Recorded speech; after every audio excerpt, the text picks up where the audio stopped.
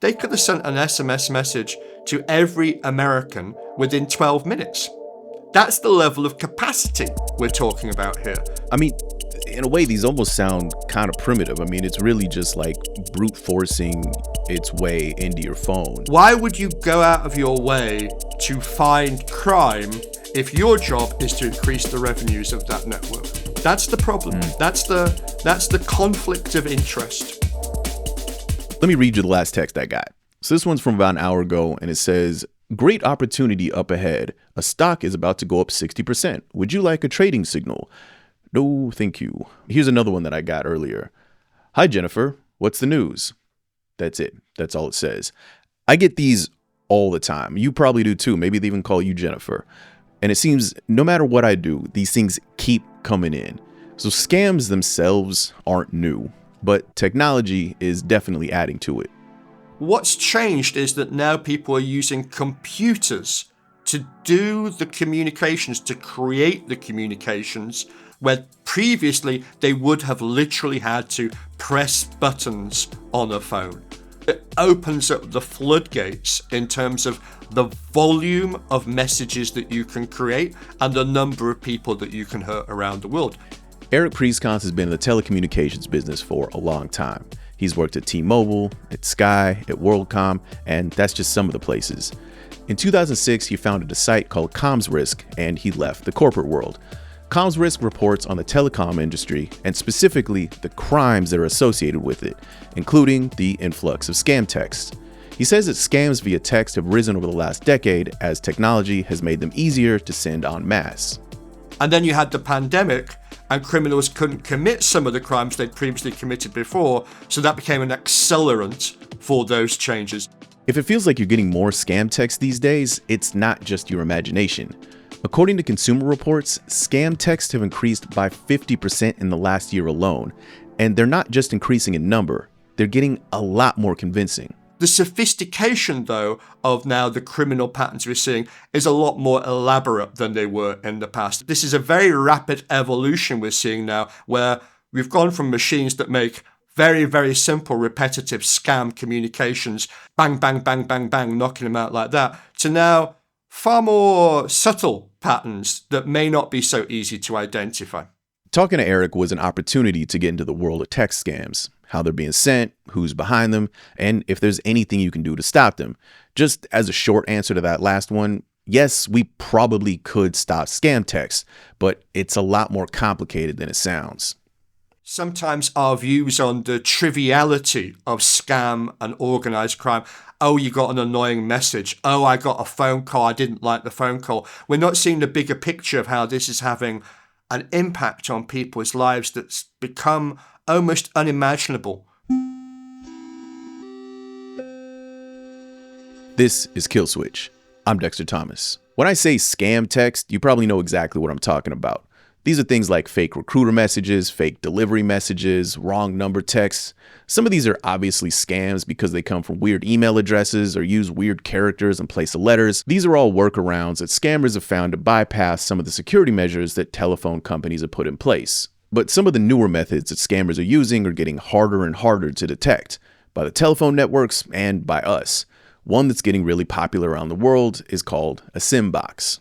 Think of them as phones, but with 100 SIM cards or 200 SIM cards in them. So instead of a phone making one call or sending out one message at a time, it can do 200 things at once. There's nothing nefarious about the basic technology behind these SIM boxes. I mean, think of a phone with a dual SIM feature. If you're in the middle of nowhere and the first phone network dies, you can just switch over to the other network. If you have two SIM cards, one from your primary network and one for your backup network, it's really easy to do.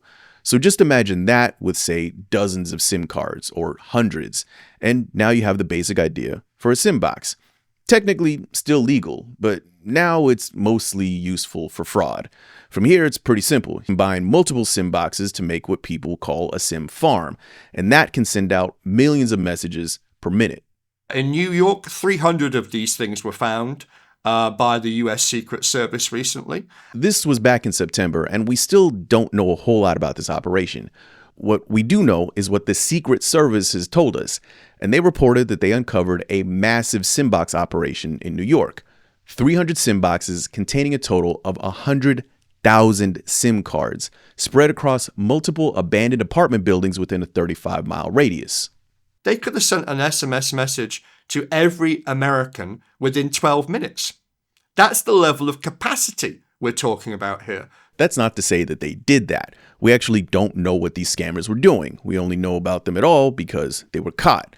One of the agents on the investigation said that this operation could have, quote, disabled cell phone towers and essentially shut down the cell phone network in New York City. So it goes beyond just sending some annoying texts. And again, the Secret Service isn't really telling us what these scammers were doing, but if we look at some other cases, we might find some hints. In Latvia, 1,200 of these things were found, and it's almost certainly the case that what happened in New York was the same as what happened in Latvia. What were they used for? Distributing child pornography, extortion. But one of the big things that they were being used for was to receive one SMS message. Why would you want to receive one SMS message? Well, if you're setting up a WhatsApp account, well, it gets tied to a phone number.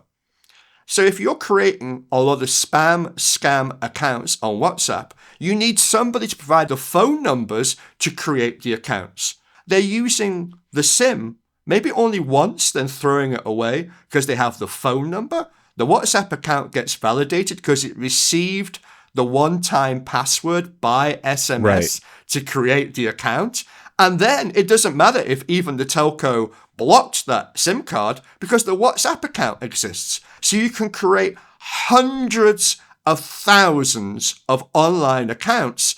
And in Latvia, they estimated that 49 million online accounts had been created by that particular criminal outfit. Eric points out that scam messages are coming to us in all different ways, not just through SMS messages, but through WhatsApp, through Signal, and all kinds of different messaging apps.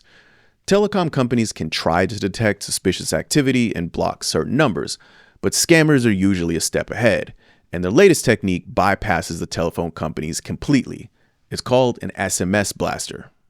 That's a device that essentially does the same thing that the radio antenna on a mobile phone network does when you connect your mobile phone to the network. The difference is it's not a legitimate part of the network. So that's why they're called sometimes fake base stations, false base stations, rogue base stations. When you're normally walking around a city, walking around a town or driving around, you're going to be transferred from one base station to another base station on your same provider's network, whichever is the strongest signal. These rogue base stations will have the strongest signal for people in their specific location.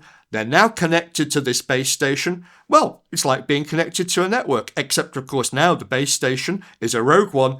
It can fire lots of messages at you. And that's typically how they're used. These SMS blasters can connect to your phone without you noticing, and once it's connected, it can send you messages. And because it's directly connected to you, the telecom company has no ability to block it. An SMS blaster can also spoof the sender ID to look like, say for example, a legitimate text from your bank. So what's to stop an SMS blaster from just spamming everyone in the country? Well, they don't have very good range, but that doesn't really matter because they're portable. Just the other day, somebody had been using one of these SMS blasters on the London Underground, the capital's subway system, to fire out lots and lots as they're standing on the platform or traveling through the trains through the underground. In Auckland, for example, there was a student. He was paid $400 a day to drive around one of these devices, sending scam SMS messages to whoever was in range.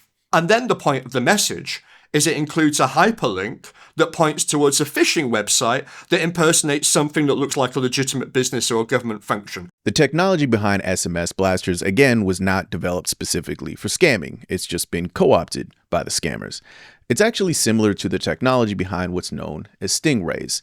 You might have heard about stingrays recently. Those are the devices that police sometimes use to capture data from people at protests. But instead of taking data off your phone for surveillance, the SMS blasters push data on your phone in the form of very convincing scam texts.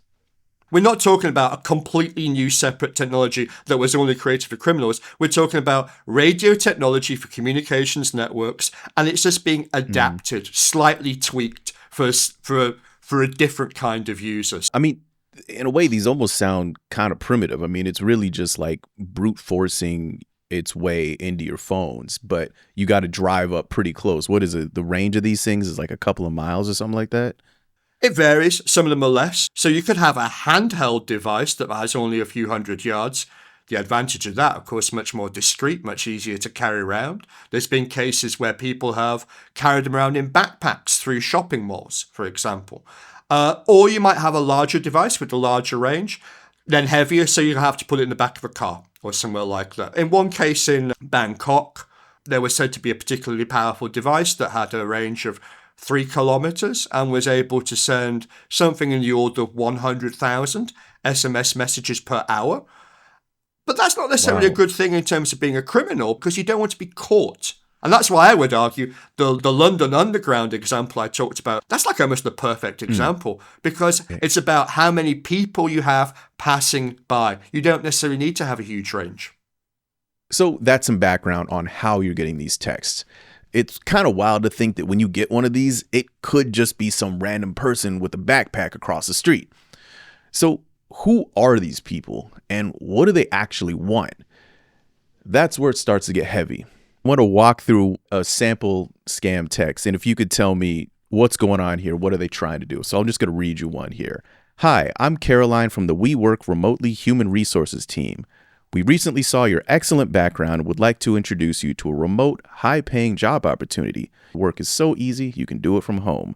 You'll work about 60 minutes a day and we'll provide you with free training. Daily pay ranges from $300 to $700. If you're interested, please contact us via WhatsApp or Telegram. What's the end game here? There's a couple of things going on there. Always bear in mind that criminals are just looking for potential victims. Some people are more suggestible. Some people are more open to suggestion. And so just the very fact that you respond means that you now are a better target for all sorts of scams. Okay?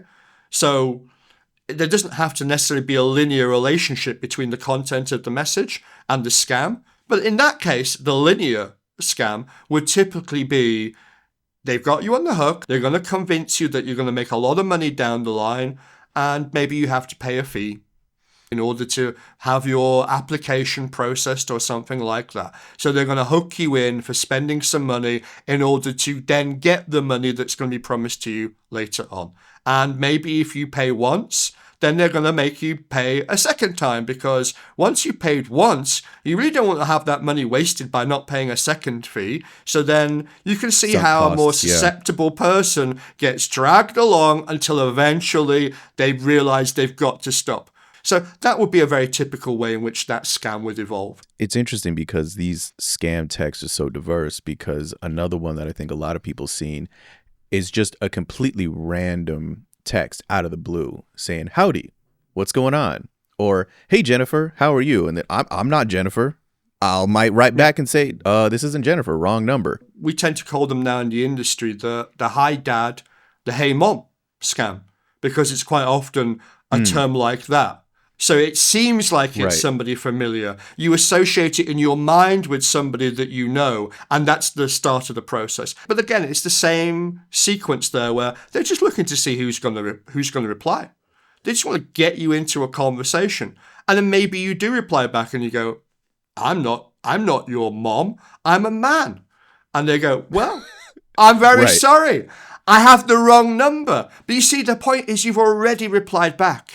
You've already engaged with them on some level. And so can they turn the conversation around to selling cryptocurrency or something like that? It's all about that initial engagement. It's also about trying to get you off maybe the channel of communication that was used in the beginning, which could be an SMS message, towards something encrypted. Because if it's encrypted, it's much harder for any technology to be used to monitor this behavior, to intervene, to protect you. So that's another thing that they're looking to do, is just to try and get you somewhere else. So some scams are very simple. They stop very quickly and the goal is very clear very early on. Some it's a long game. They just want to hook you in, and they will take you as far as they possibly can. They're running a lot of scams, these organized criminals. They'll just find the one that will be the one that you are most susceptible to. So who exactly are these criminals with the time and patience to play out a long game of this scale? The world behind this is a lot bigger than whoever sent you that annoying text. When we talk about some of the cyber crimes that go on in the world today, there's this pattern where we talk about kids, maybe teenagers, maybe early 20s. They're learning from each other on Discord, they're going to certain forums, and they're sharing information, they're sharing advice on how to commit crime. And that's definitely a way in which crime gets propagated and repeated. But to some extent, those people are amateurs. Not everybody's an amateur. So what I think you're seeing is a degree to which the professionals are teaching each other how to commit crime, and also they're franchising crime. So they may provide a criminal service, and the point of the criminal service is that somebody else will come along and use the service to commit a more specific crime on top of it. And that then has a multiplier effect. Not every criminal needs to understand how a phone network works. It's capitalism, but in the criminal world. Why try to do everything yourself when you can get very, very good at a layer of crime and then sell your services to somebody at a different layer? This is when you know crime is getting sophisticated, when people specialize in one area to reduce their liability. So that text about a great crypto deal or even the random "Hi Jennifer" text likely has a lot of people working on different layers behind it. And it gets pretty dark pretty quick. In Myanmar, in Cambodia, and in Laos, which are the three countries that have taken a lot of the scam compounds that used to be based in China and have become the new homes for scam compounds, it's estimated that there's about 100,000 people working in scam compounds, and there's a lot of tragic stories about people being murdered, tortured, hijacked. It's effectively modern day slavery. We're talking about huge numbers of people being persuaded to move to a foreign country to work in these ones with offers of jobs, well-paid jobs, well-paid IT job. Some people move just because they know they're going to work for a criminal enterprise and they don't care. Other people hijacked. I mean, there was a terrible case that I was reading the other day. A 19-year-old Chinese boy was sold into slavery by a 17-year-old Chinese girl. You know, she had befriended him. She had become his girlfriend. She had told him that she had family running businesses in Myanmar. They flew to Thailand. They traveled overland to the border. And when they arrived at the border, there's a bunch of goons to grab a hold of him. She went and had a 10-day holiday in Thailand. And she had pocketed her, I think it was something in the order of $15,000 she'd got paid for selling him to slavery. Oh my gosh.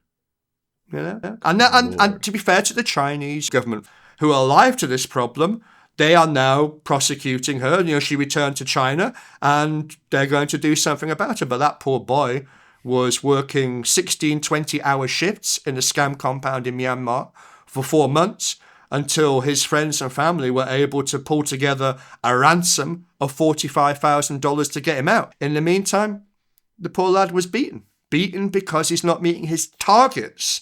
That poor lad has lost some of his hearing as a result of the beating. And that's not even by far the worst case that I could recount to you. I mean, there are some absolutely appalling stories. The only good thing you can say about AI is that if AI gets so good that you don't need to make a human being a slave to do it anymore, at least we won't have the problem with the human trafficking. In a way, I look forward to that because the level of human misery that's occurring in some places it's quite upsetting. It's quite upsetting when you read the stories. A lot of the scam texts that you get about stocks or selling crypto or job recruiting or the random "Hi mom, oops, wrong number," those kind of texts, the ones that are after the long game, these likely originate from these scam compounds. This kind of scam has exploded since 2020. Why? Well, there's a pretty simple theory behind it. Chinese organized criminals had built casinos that were sitting empty during the pandemic, and they needed something to do with the empty buildings. So they converted them into scam compounds. So if you engage with one of those scam texts, there's a good chance that the person you'll end up talking to is in one of those buildings, being watched by guards in case they try to escape.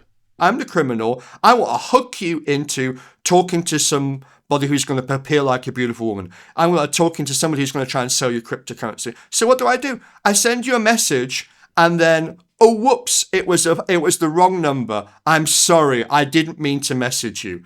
That message was an automated message. The follow-up message was an automated message. They're sat in the scam compound waiting to see if you're the kind of person who's going to respond, who's going to get into a conversation. And that's why they employ all these people in these scam compounds, just to have conversations with people, weeding through the population to find who are the ones who can be exploited, who will be open to this idea, that idea. Maybe your weakness is a pretty girl. You don't know that you're messaging some guy from Manila, but you're going to be seeing a picture of a beautiful woman. They'll have a beautiful woman in the compound who will be brought out to do the live video conversation when it's needed. The rest of the time, they're just working you. This is the background of all this stuff. On the receiving end, we just see an annoying text, but the operation behind each message can be massive. There's the technology on the ground, and then there's the buildings full of forced laborers. This hurts a lot of people, but it continues because it's a viable business. How many people have to actually answer and get hooked into this thing for it to make money for you? It will depend on the scam. If I'm running a scam compound and I have somebody who's my prisoner who has to sit at like a screen and then cheat you over the course of 6 months, well, I'm going to need a much bigger amount of money from you to make it worthwhile to do it, okay? So it does vary a lot depending upon the scam. But what I would say is all the evidence shows that these scams are so incredibly lucrative, whether at the low end or at the high end. This thing is just ramping up and up and up. They're just taking the accumulated profits that they're generating from crime, reinvesting it in more crime, and the things that we're doing to chip away at it, we're not keeping pace. We're falling further and further behind. So their margins, their profits are getting higher and higher and higher, and we are not at all sophisticated at doing anything about tackling that. When it comes to stopping scam texts, the advice you usually hear is learning how to spot them. Watch out for misspellings or weird formatting in the text. Don't click links if you don't know the sender. Maybe don't reply. We also hear that certain demographics are more vulnerable and that we need to teach them to be more savvy. But all of this is kind of missing the bigger picture. It's been argued that older people are more vulnerable to scams. But then there's also some conflicting data that says actually young people spend a lot more time on the phone. They're a lot more casual, shall we say, about what they do. They think of themselves as savvy, so they fall for scams. And I think really what we should be learning from the criminals is however much you train people, however much you educate people to be scam aware, to improve their awareness, to be less likely to fall for it, those criminals, they're gaining a lot of data about what works in terms of mental tricks, psychological ploys, manipulations. They're masters of it, and they have an enormous amount of data about what actually works in practice. So they're always getting better and better and better. I'm not a psychologist, but from what I understand about the topic, suggestibility is not well correlated to intelligence. And that's what the criminals are looking for. Are you suggestible in some ways? Can they plant an idea that you will act upon? Can they hook you with something that tempts you or motivates you in a certain way? And they're looking for your weakness. And different people will have different weaknesses. I mean, I think this is the really difficult thing here is because I think there are probably some people who started listening to this who are thinking, this is going to be great. Dexter got an expert here who's going to give me the top 3 tips for not falling victim to a scam. And it doesn't sound like you want to give that to me. I mean, look, I could do that. And I could say things like, don't let your phone get downgraded to a 2G network because that's typical for the format for SMS blasters. And I could say, look for spelling errors in the message. And, if there's a hyperlink, if it's a link that's been shortened, be suspicious or stuff like that. If someone makes a call, don't receive the call back to your bank rather than yeah, that's all good stuff. That's all common sense stuff. I'm not going to argue that you shouldn't do that, but it's not enough. It's never going to be enough. The rate of acceleration in criminal sophistication to try to solve the problem like that is fundamentally the wrong method. So there is one small thing that you may be able to do. If you have an Android phone, assuming it's relatively recent, you can block those SMS blasters from even being able to connect to your phone at all. It's pretty simple. You just disable 2G. There's a switch in your settings to do it. I put a link in the show notes to a guide that walks you through it, and trust me, it's very simple. It takes like 30 seconds. For iPhones, unfortunately, you're kind of stuck. You can't turn off 2G unless you use lockdown mode, which would also limit other functions on your phone that you probably want to keep on. Other than that, again, base rule, if you get a text with a link in it, don't click it. Even if it looks legit, even if it's a text from your bank or your doctor, call them and confirm that it is actually from them. I know it's annoying, but it's better safe than sorry. But again, all these things, even the features that let you report scams, that's treating the symptom. If we really want to stop these scams, the solution probably isn't in your phone settings. It's in the phone companies. The correct method is for the businesses to look at who they do business with. Who's buying the SIM cards? Who's making the bulk communications? These criminals had 100,000 SIM cards in New York. Now, that's a lot of SIM cards. A phone network should be saying, where have all our SIM cards gone? What are all these strange customers on our network? Why are they not behaving like a normal person? Let me give you an example about normal and abnormal behavior that a network should pick up on. When you carry your phone around, when you go around, you move. You move from place to place. Well, a SIM box doesn't move when it's in a New York apartment. It's sat there not moving at all. That should be a red flashing warning. Like, why have I got such a peculiar customer? Why have I got so many peculiar customers all in the same place, never moving? Perhaps they only make outbound communication. That would be weird because a normal person sends and receives. There should be lots of flashing warning lights going off in those telcos. This really reminds me also of the conversation about detecting AI, right? Which is to say, there was a point at which you could give people tips and you'd tell them, hey, look for too many fingers on one hand. And I remember, and I was saying this back here on the same show back then, you were fooling yourself if you think that you were going to be able to use those same tricks 6 months from now. And sure enough, you look at AI generated pictures, AI generated videos, the hands look perfect. The idea that we can just educate the public and that will solve everything. It sounds like bringing a knife to a nuke fight, pardon the American violent imagery here, but it just seems like it's not functional. So true. So true. I mean, for myself, personal experience, a few months ago, I received my first ever spam call from an AI. And I think I'm a pretty savvy guy about, this kind of stuff. And I listened to the spam AI talk to me, and I had to ask the question, are you an AI? Because it was not obvious. Now, thankfully, that particular spam AI did honestly answer the question. Yes, I am an artificial intelligence because it had been programmed that way. But I had to think about it. I had to ask the question. But what really upset me about that interaction was I continued my conversation with the AI, not trying to buy the thing it wanted to sell me, but actually trying to investigate, learn what was happening. It claimed it received my phone number from one of the world's biggest telecoms industry associations. A conference that I had attended shortly beforehand where I have to hand over my phone number in order to register and participate. What does that say about our attitude towards data? That call was illegal. It was illegal because my number is on the list in the UK that's essentially you're not allowed to call me for marketing purposes. And yet one of the world's biggest telecoms associations has handed over that data to another company, doesn't bother to check the laws, just made the spam call because they're going to make some money from me today. And that's where the rotten heart of it lies.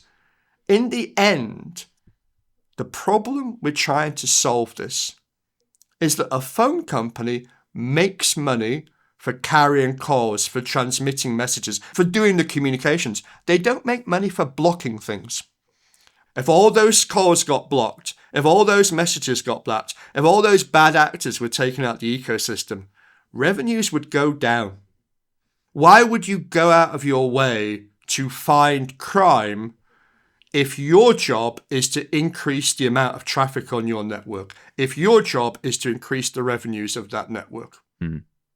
Yeah, that's the problem. That's the conflict of interest.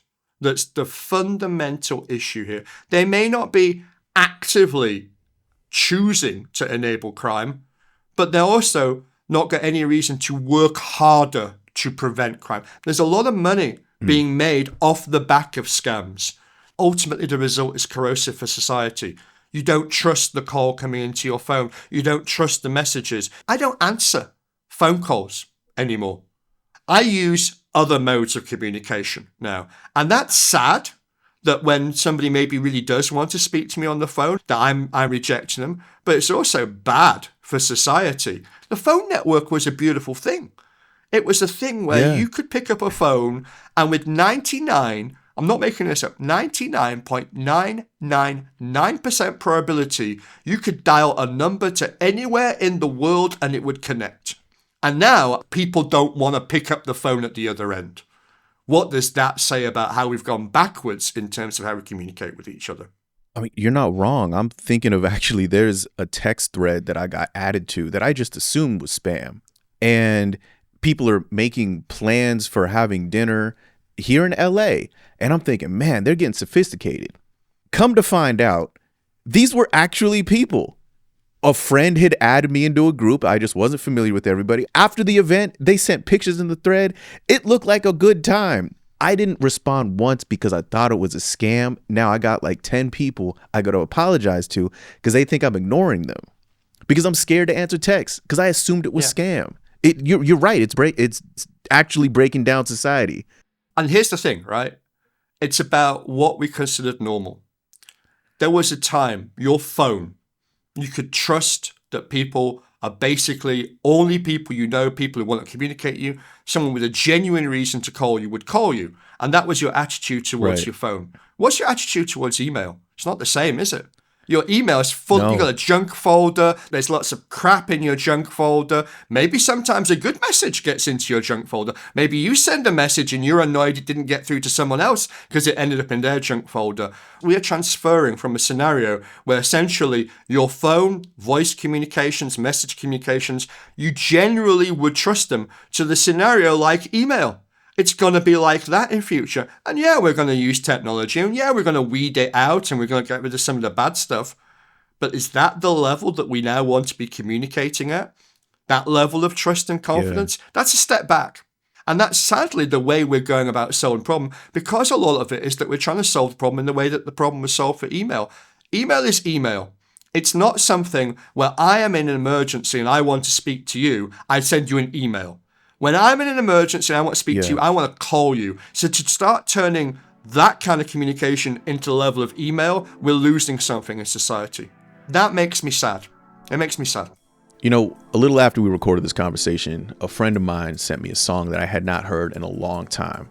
It's this really simple and beautiful song by this guy named Lavi Sifri, and apparently it's been going viral recently. I can't play it here, you know, copyright, all that sort of thing, but I can read you part of the lyrics. It's strange how a phone call can change your day and take you away from the feeling of being alone. Bless the telephone. And that's the name of the song, Bless the Telephone, which is something I think you could still say sincerely in 1971 when it was recorded. And then I think to 20 years later, to 1991, when Tribe Called Quest put out a song called Sky Pager, which is seriously just a song about how cool it is to have a device that lets people contact you when you're outside. At some point, the ability to contact someone instantly was this futuristic or even magical thing. I'm not that young, but I guess I'm not old enough to really remember that time period, because by the time I was really using my own phone and especially using email, it was already something that we saw as potentially suspicious. And now, forget about it. When's the last time you heard someone say that they even like their phone? Anyway, we'll leave the links to those songs in the show notes if you want to check that out.